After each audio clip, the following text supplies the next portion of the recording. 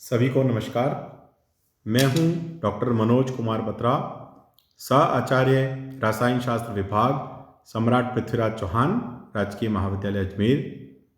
BSc first year inorganic chemistry में हम जो टॉपिक पढ़ रहे हैं वो है मॉलिक्यूलर ऑर्बिटल थ्योरी या अणु कक्षक सिद्धांत। इस मॉलिक्यूलर ऑर्बिटल थ्योरी का आज जो चौथा लेक्चर है वो हमारा जो टॉपिक चल रहा है वो है linear combination of atomic orbitals, यानी परमाणुवीय कक्षकों की रेखीय संयोजन विधि, उस पर आधारित है।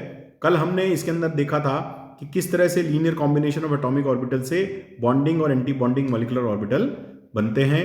और हमने कल बात की थी कि मान लीजिए दो हमारे पास में एटम्स हैं ए और बी, और उनका जो वेव फंक्शन है जो कि उनकी इलेक्ट्रॉन डेंसिटी को दिखाता है वो साई ए और साई बी है। तो उनके बीच में जब लीनियर कॉम्बिनेशन होगा तो किस प्रकार से उसको हम इक्वेशन से रिप्रेजेंट करते हैं वो कल हमने बात की थी। Psi is equal to psi A plus minus psi B. तो इसमें psi A plus psi B जो है वो उसके बीच में बॉन्डिंग इंटरेक्शन को दिखाता है, और साई ए माइनस साई बी जो है वो उनके बीच में एंटी बॉन्डिंग यानी विपरीत बंधी जो इंटरेक्शन है उसको दिखाता है। देखिए इसमें अपन देख सकते हैं साई बी यानी साई बॉन्डिंग जो बंधी जो है कक्षक है उसके लिए है, this is equal to psi A plus psi B. और साई ए दैट इज ये सुपर स्क्रिप्ट में ए है is equal to psi A plus psi B. ये एंटी बॉन्डिंग को इंटरेक्शन को जो है वो दर्शाता है। तो ये हमने कल बात की थी। इसके बाद में अब अपन इस इक्वेशन नंबर 2 जो है उसका जब है स्क्वायर करेंगे, उसका वर्क करेंगे, तो हमें जो है वो निम्न प्रकार का समीकरण प्राप्त होगा, जिसमें साई बी यानी साई का जो बॉन्डिंग इंटरेक्शन की हम बात कर रहे हैं उसका स्क्वायर जो है वो किसके बराबर होगा। It will be equal to psi A plus psi B का स्क्वायर, जो कि हमने क्वेश्चन नंबर 2 में देखा। तो इसको जब हम आगे सॉल्व करेंगे तो ये आएगा psi A square plus psi B square plus 2 psi A psi B. This is equation number 4। ये इक्वेशन नंबर 4 होगा।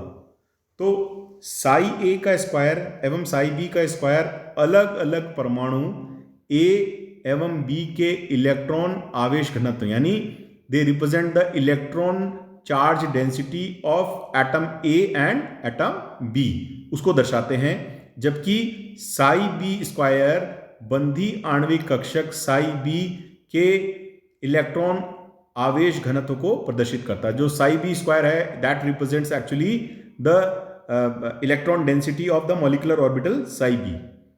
साई बी स्क्वायर का जितना अधिक मान होगा ए एवं बी के मध्य उतना ही आवेश घनत्व अधिक होगा। मतलब जितना साई बी की वैल्यू होगी यानी कि उनके बीच में ए और बी के बीच में जो इलेक्ट्रॉन डेंसिटी है एटम्स के बीच में उतनी ही ज़्यादा होगी, अर्थात उतना ही अधिक अतिव्यापन होगा। That is the more will be the overlapping.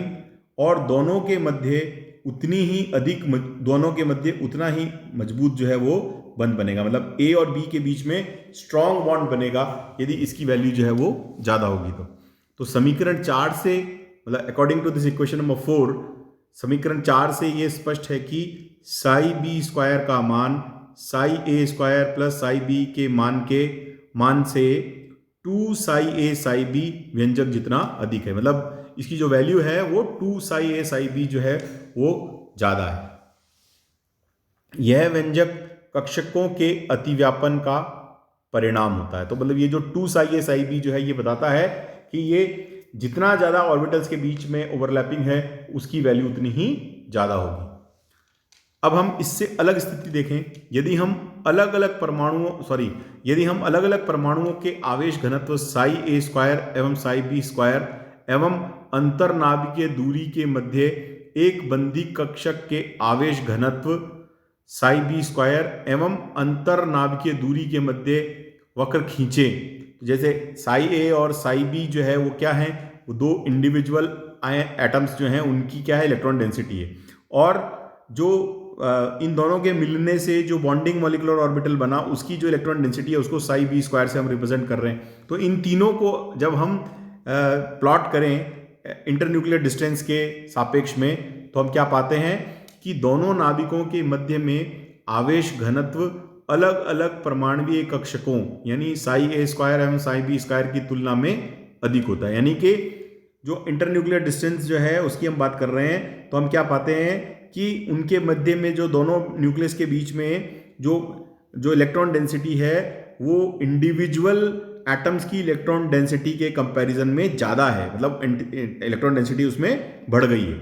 अतः अन्य शब्दों में हम कह सकते हैं कि बंधी आणविक कक्षकों के लिए दोनों नाभिकों के मध्य आवेश घनत्व जो है वो एकत्रित हो जाता है, जो उन दोनों नाभिकों को बांधकर एक साम्य दूरी स्थापित कर देगा।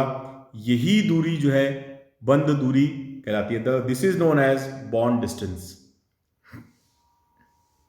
देखिए इसको अपन यहाँ डायग्रामेटिकली इसमें देख सकते हैं। देखिए साई ए स्क्वायर जो है उसको हम डॉटेड लाइन से दिखा रहे हैं, साई बी स्क्वायर को डॉटेड लाइन से दिखा रहे हैं, और इनके बीच में ये साई बी स्क्वायर जो है, जो कि हमने इसको सॉलिड लाइन से दिखाया, ये दोनों न्यूक्लियस के बीच में इलेक्ट्रॉन डेंसिटी को बता रहा है, जो कि बॉन्डिंग इंटरेक्शन में हमें देखने को मिलती है। ए और बी जो है वो एटम्स हैं, ए और बी का। अब हम एंटी बॉन्डिंग की बात करें। इसी प्रक्रिया को अब हम विपरीत बंधी आणविक कक्षकों पर दोहराते हैं, मतलब the same thing is repeated with anti bonding molecular orbital.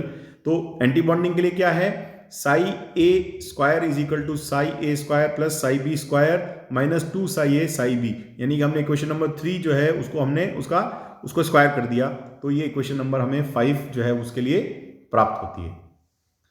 यहां साई ए स्क्वायर यानी एंटी बॉन्डिंग की बात हो रही है, psi A square plus psi B square से साई ए साई बी व्यंजक के बराबर कम है, मतलब यहाँ जो साई ए की वैल्यू है वो Sai A plus psi B square जिनकी वैल्यू से साई ए बी जो है वो कम होती है।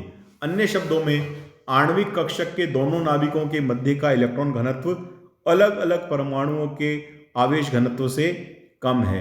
अतः इस विपरीत बंधी आणविक कक्षक की ऊर्जा दोनों परमाणुीय कक्षकों की ऊर्जाओं के योग से जो है वो दोनों के योग से अधिक है।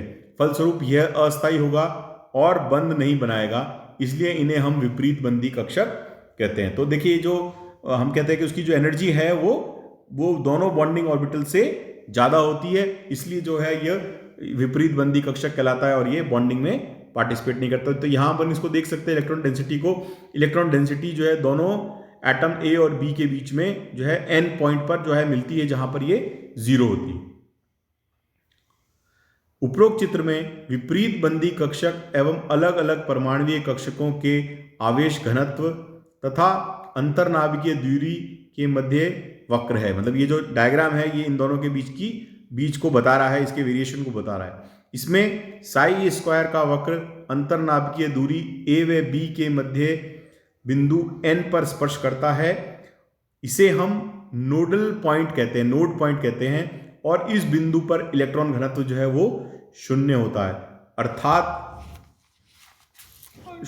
अर्थात विपरीत बंधी आणविक कक्षकों के दोनों जिसको हम कहें दोनों नाभिक ए व बी के मध्य इलेक्ट्रॉन परस्पर एक दूसरे को प्रतिकर्षित करते हैं। तो इस तरह से हमने जो है बॉन्डिंग और एंटी बॉन्डिंग मॉलिक्यूलर इंटरेक्शन के अंदर, बॉन्डिंग और एंटी बॉन्डिंग इंटरेक्शन में जो मॉलिक्यूलर ऑर्बिटल बनता है उस मॉलिक्यूलर ऑर्बिटल की इलेक्ट्रॉन डेंसिटी और दोनों के जो इंडिविजुअल एटॉमिक ऑर्बिटल्स की जो इलेक्ट्रॉन डेंसिटी है उसका वेरिएशन जो है वो इंटरन्यूक्लियर डिस्टेंस के साथ में हमने इस इक्वेशन के माध्यम से देखा, जो क्लियरली ये बताता है कि एंटी बॉन्डिंग मॉलिक्यूलर ऑर्बिटल जब बनता है तो दोनों न्यूक्लियस के बीच में जो इलेक्ट्रॉन डेंसिटी होती है वो 0 होती है और बॉन्डिंग के अंदर इलेक्ट्रॉन डेंसिटी ज़्यादा होती है। एंटी बॉन्डिंग की एनर्जी ज़्यादा होती है और बॉन्डिंग मॉलिक्यूलर ऑर्बिटल की एनर्जी कम होती है।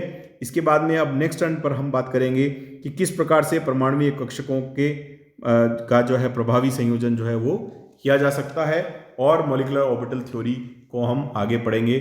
आप सभी का बहुत बहुत धन्यवाद।